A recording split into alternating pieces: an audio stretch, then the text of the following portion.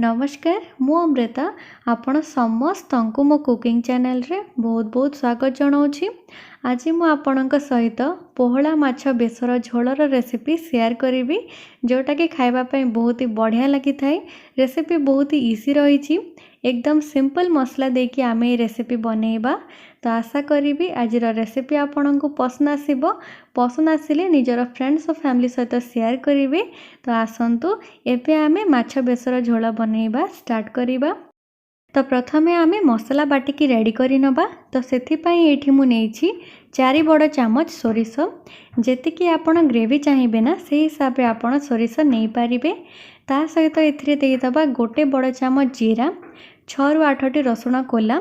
एठी मु 5 ରୁ 6टी सुखिला लंका नेछि आ तार मंजी काढी देछि। तो बेसी राग लागबनी आ राग आपण निज हिसाब रे कम बेसी करि पारिबे।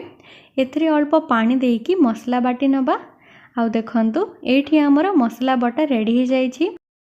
एठी मु 4टी पोहला माछ नेछि। याको आमे भलो भाबरे सफा करि नबा। सफा करि सारिबा परे माछ एमितिया देखा जिवो। तो एबे आमे माछ ऊपर छोट छोट कट लगेई दबा।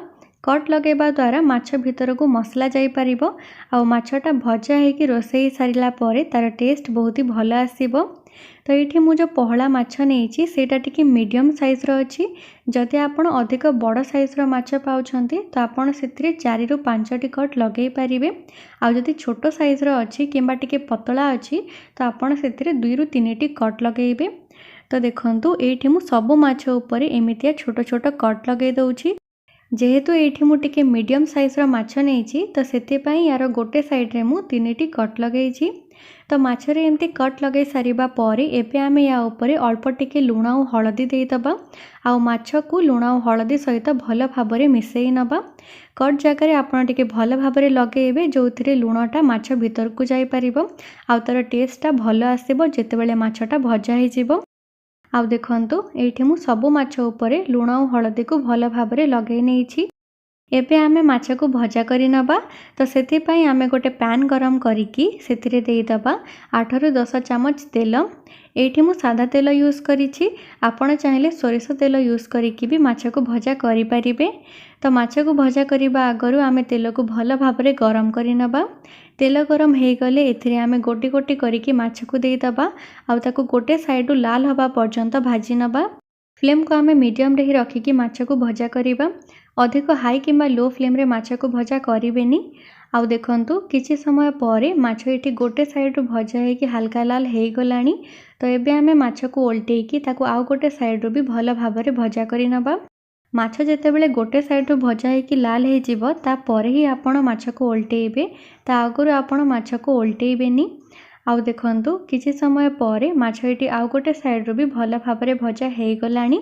तो एबे आमे माछ को अधिक समय पई भाजीबानी ताको तेलरु काढी दबा। माछ को भाजीबा पई किंबा छाणीबा पई आमे जो तेल यूज करिचु ताको ही यूज करिकि आमे तरकारी बनेइबा किंबा बेसर झोल बनेइबा। जदि आपण माछ बेसर झोल बनेइबा पई चाहू नाहंती तो आपण माछ को केवल एमिति ही लूण हळदी देकी भजा करिकि पखाळ सहित खाई पारिबे। देखिबे बहुत ही बढ़िया लागिबो। तो ये मु सब माछ को तेलरु काढ़ी देइछि। एबे आमे याको साइड रे रखी दबा। आ गोटे कढ़ाई गरम करिकि सेथिरे देई दबा 4 बड़ चामच तेल। आमे जो तेल यूज करिथिले माछ भाजीबा पई सेटा ही एथिरे मु ऐड करिछि। एबे एथिरे आमे 2टी मीडियम साइज रो कटा टमाटो देई दबा। आ फ्लेम को मीडियम रे रखिकि टमाटो को किछि समय पई भाजी नबा। बेसी समय पई भाजीबानी केवल किछि सेकंड पई ही भाजी नबा। एबे एथिरे आमे स्वाद अनुसार लूण 1/4 चामच हळदी गुंड आ आधा चामच काश्मीरी लंका गुंड दे दबा। ए लंका गुंड बेसी राग लागेबनी केवल भलो कलर आसीबा पई दउछि। सबको भलो भाबरे मिसेई नबा आ टमाटो को पूरा पूरी सॉफ्ट होबा पर्यंत सिझेई नबा। आ देखंतु किछि समय परे टमाटो एठी सिझिकी पूरा पूरी सॉफ्ट हे गलानी। तो एबे आमे एथिरे बाटिकी रखिथिबा मसला को देई दबा। एठी मु ग्रेवी को टिके मोटा रखिबी तो सेथि पई मु एथिरे सब मसला को ऐड करूछि। जदि आपण पतला ग्रेवी करिवे तो एथिरे आपण कम मसला ऐड करि परिबे। तो मसला को दे सारिबा परे ताको आमे किछि सेकंड पई भाजी नबा। एबे एथिरे आमे गोटे खंड आंबुळ देई दबा। एमिति बेसर झोल रे आंबुळ देले तार टेस्ट बहुत ही भलो आसी थाए। तो एबे आमे मसला को लो टू मीडियम फ्लेम रे 2 ରୁ 3 मिनिट पई भाजी नबा। कहीं ये जो बेसर अच्छी ताकू जदि अधिक समय पर भजा करा तो सेटा खाइबा पई पिता लागिबो। तो देखंतु मसला ये भजा होगी तेल छाड़देला। तो एबे आमे एथिरे पानी ऐड करिबा। जेति कि आपण ग्रेवी चाहूँगी से हिसाब रे आपण एथिरे पानी ऐड करेंगे। ये मु गोटे छोट ग्लास जेतिकी पानी ऐड करुँची। पानी देकी याकू भलसे मिसई नबा आ याकू फुटिबा पई दबा। आउ देखंतु किछि समय पर झोल ये फुटी आसिलानी। तो एबे आमे फ्लेम को मीडियम रे रखिदबा। आउ एथिरे भाजिकी रखिथिबा माछ को देइदबा। एबे आमे याकू केवल 1 मिनिट ही फुटिबा पई दबा। जदि आपण माछ को झोल रे पकई सारिबा पर ताको अधिक समय पई फुटेइबे तो माछ बहुत ही सॉफ्ट हो जिबा और भांगी जिबो। तो सेति पई आमे केवल 1 मिनिट ही माछ को झोल रे फुटेइबा। एमिति करिले माछरे भल टेस्ट भी आसीबो आ सेटा अधिक सॉफ्ट होकी भांगीबनी। माछ को एठी झोल रे फुटेबार 1 मिनिट हो गलानी।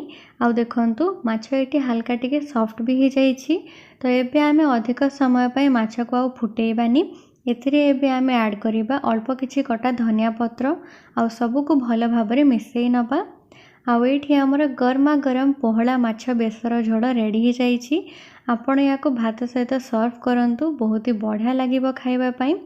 आपण ए माछर ग्रेवी को निज हिसाब रे एडजस्ट करि परिबे।